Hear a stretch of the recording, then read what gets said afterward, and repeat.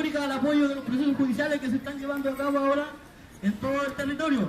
Nosotros también hemos sido víctimas de allanamiento, también tenemos un integrante de nuestro hogar que está acusado por ley antiterrorista en la cárcel de alta seguridad de Valdivia.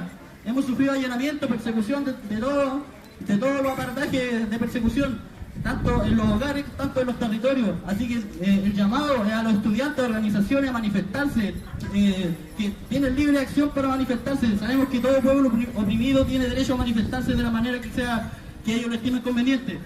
Entonces, ¿cómo es posible que el Estado chileno está usando los mismos métodos que usó el ejército chileno, que usó el ejército en tiempos de dictadura para ocupar el territorio mapuche?